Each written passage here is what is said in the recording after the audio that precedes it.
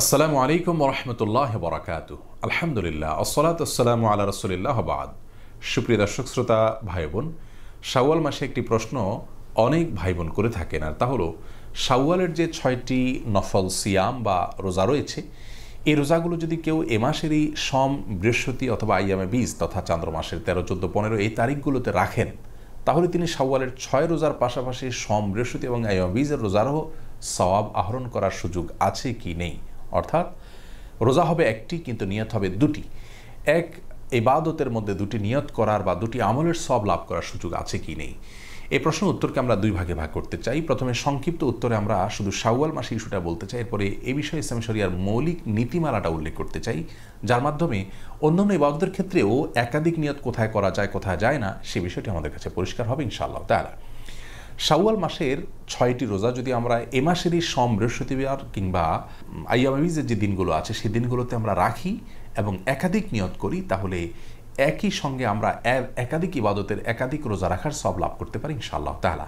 অর্থাৎ কথার কথা, সোমবারে আপনি রোজা রাখলেন শাওয়াল মাসের, এবং সেই সাথে এটাকে সোমবারের রোজা রাখার নিয়তের পাশাপাশি শাওয়ালের ৬ রোজার একটা আপনি নিয়ত করলেন, তাহলে শাওয়ালের ৬ রোজার একটা হিসাবেও কাউন্ট হবে, আবার সোমবার রোজা রাখার সওয়াব আপনি লাভ করবেন। দুটি সওয়াব আমরা লাভ করতে পারছি একটি ইবাদতের মাধ্যমে। এই সুযোগটি আমাদের হাতছাড়া বোধহয় করা উচিত নয়। আর কেউ যদি সোম, বৃহস্পতিবার রোজাগুলো রাখেন যথারীতি এবং বীজের রোজাগুলো রাখেন, সেই সাথে শাওয়ালের ৬ রোজা আলাদা দিনগুলোতে রাখেন, তারটা তো সবচাইতে উত্তম হবে এবং তার সওয়াব যে বেশি হবে সেটা তো বলাই বাহুল্য।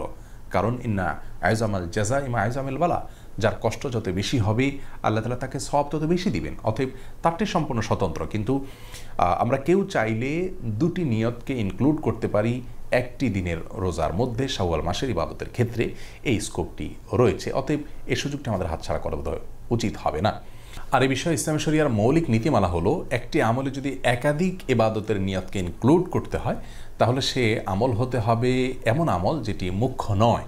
মুখ্য বা মৌলিক ইবাদত যেগুলোকে মাকাসিদ বলা হয়, সেরকম ইবাদতের মধ্যে একাধিক নিয়ত ইনক্লুড করা চলবে না। যেমন ধরুন জোহর, আসর, এই ইবাদতগুলো ফরজ ইবাদত এবং মুখ্য ইবাদত। অতএব এই ইবাদতগুলোতে যদি আপনি নিয়তকে ইনক্লুড করেন, কেউ জোহরের ফরজ নামাজ কাজা হলো, তার আসরও কাজা হলো, তো জোহরের নামাজের মধ্যে তিনি আসরেরও নিয়ত করে নিলেন, এই সুযোগ নেই, কারণ এগুলো মুখ্য ইবাদত। যেগুলো ওয়াসাইল জাতীয় ইবাদত, যেগুলো মুখ্য নয় এমন ইবাদত, যেমন ধরুন মসজিদে প্রবেশের 2 রাকাত সুন্নাত, মসজিদে প্রবেশ করার পর নামাজ না পড়ে যেন মানুষ না বসে, এটা হলো মূল বিষয় এখানে। ওই 2 রাকাত যেটি আমরা মসজিদে প্রবেশের সম্মানার্থে পড়ছি হাদিসের নির্দেশ অনুযায়ী, সেই 2 রাকাতই এখানে একমাত্র মুখ্য নয়, মুখ্য হলো নামাজ পড়াটা।